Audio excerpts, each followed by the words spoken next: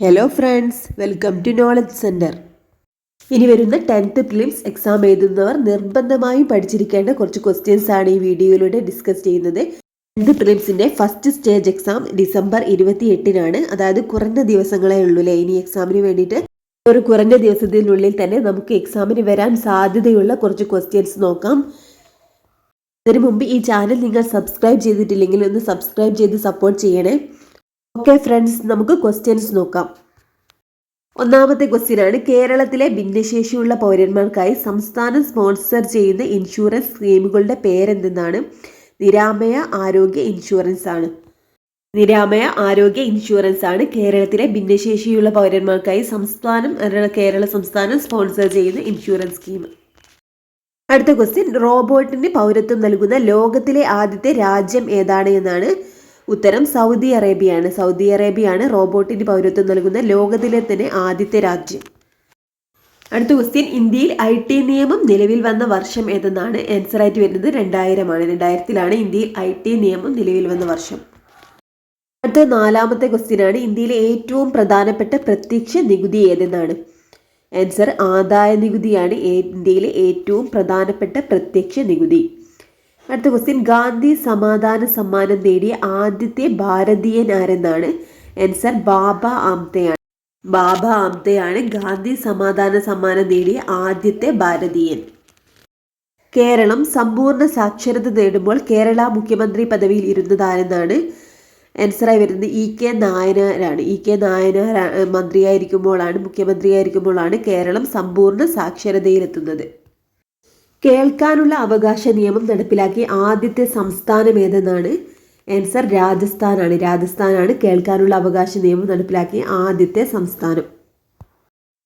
NATO രാജ്യങ്ങളുടെ പുതിയ space centre നിലവിൽ വരുന്ന സ്ഥലം റാംസ്റ്റീൻ ആണ്. ജർമ്മനിയിലെ റാംസ്റ്റീനിലാണ് നാറ്റോ രാജ്യങ്ങളുടെ പുതിയ സ്പേസ് സെന്റർ നിലവിൽ വരുന്നത്.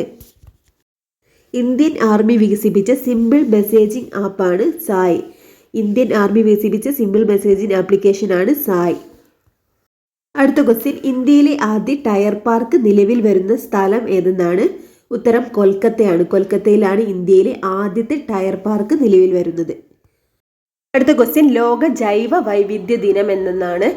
ഉത്തരം മെയ് 22 മെയ് 22 ലോക ജൈവ വൈവിധ്യ ദിനം.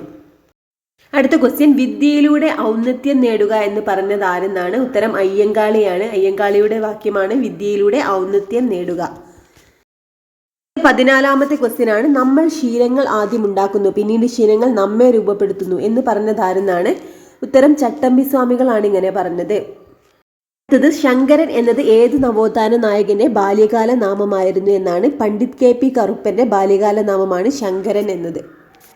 15-ാമത്തെ ക്വസ്റ്റ്യൻ, പുല്ലാട് ലഹളയ്ക്ക് നേതൃത്വം നൽകിയത് ആരെന്നാണ്? അയ്യങ്കാളിയാണ് പുല്ലാട് ലഹളയ്ക്ക് നേതൃത്വം നൽകിയത്. കുമാരനാശാന്റെ ആത്മീയ ആചാര്യൻ ആരെന്നാണ്? ശ്രീനാരായണ ഗുരുവാണ് കുമാരനാശാന്റെ ആത്മീയ ആചാര്യൻ. അത് സയൻസ് എന്നുള്ള ക്വസ്റ്റ്യൻ ആണ്. വെണ്ണ ഉൽപാദനത്തിൽ പ്രാവർത്തികമാകുന്ന ബലം ഏതെന്നാണ്? അപകേന്ദ്ര ബലമാണ്. വെണ്ണ ഉൽപാദനത്തിൽ പ്രാവർത്തികമാകുന്ന ബലം അപകേന്ദ്ര ബലം. ചലനശേഷി ഏറ്റവും കൂടിയ സന്ധി എന്നാണ്? 18-ാമത്തെ ക്വസ്റ്റ്യൻ, ഗോളര സന്ധിയാണ് ചലനശേഷി ഏറ്റവും കൂടിയ സന്ധി. ഇത് രോഗപ്രതിരോധ ശക്തിക്ക് ആവശ്യമായ ജീവകം ഏതെന്നാണ്? ഉത്തരം വൈറ്റമിൻ C ആണ്. വൈറ്റമിൻ C ആണ് രോഗപ്രതിരോധ ശക്തിക്ക് ആവശ്യമായിട്ടുള്ള ജീവകം. ഇത് ഇന്ത്യയുടെ മിസൈൽ പരീക്ഷണ കേന്ദ്രമായ ബംഗാൾ ഉൾക്കടലിലെ ദ്വീപ് ഏതെന്നാണ്? ഉത്തരം വീലർ ദ്വീപാണ്. വീലർ ദ്വീപാണ് ഇന്ത്യയുടെ മിസൈൽ പരീക്ഷണ ദ്വീപ്.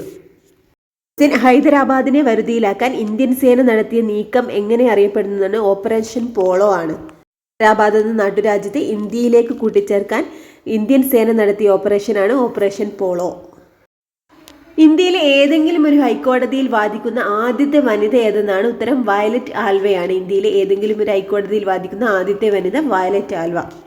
അടുത്ത ക്വസ്റ്റ്യൻ, ക്ലാസിക്കൽ ഭാഷാ പദവി ലഭിച്ച ഇന്ത്യയിലെ ആദ്യത്തെ ഭാഷ ഏതെന്നാണ്? ഉത്തരം തമിഴാണ്. 2004-ലാണ് തമിഴിന് ക്ലാസിക്കൽ ഭാഷാ പദവി ലഭിച്ചത്. അടുത്ത ക്വസ്റ്റ്യൻ, ഏറ്റവും കൂടുതൽ ആളുകൾ സംസാരിക്കുന്ന രണ്ടാമത്തെ ഇന്ത്യൻ ഭാഷ ഏതെന്നാണ്? ഉത്തരം ബംഗാളി ഭാഷയാണ്. ഏറ്റവും കൂടുതൽ ആളുകൾ സംസാരിക്കുന്ന രണ്ടാമത്തെ ഇന്ത്യൻ ഭാഷ. അടുത്ത ക്വസ്റ്റ്യൻ, ഇന്ത്യൻ സിവിൽ സർവീസിന്റെ പിതാവ് എന്നറിയപ്പെട്ട ബ്രിട്ടീഷ് ഗവർണർ ജനറൽ ആരായിരുന്നു എന്നാണ്? ഉത്തരം കോൺവാലിസ് പ്രഭു ആണ്. അടുത്ത 26ാമത്തെ ക്വസ്റ്റ്യൻ, ഏതു തരം സൂക്ഷ്മാണുവാണ് ടൈഫോയിഡ് പരത്തുന്നത്? ഉത്തരം ബാക്ടീരിയ ആണ് ടൈഫോയിഡിന്റെ രോഗകാരി.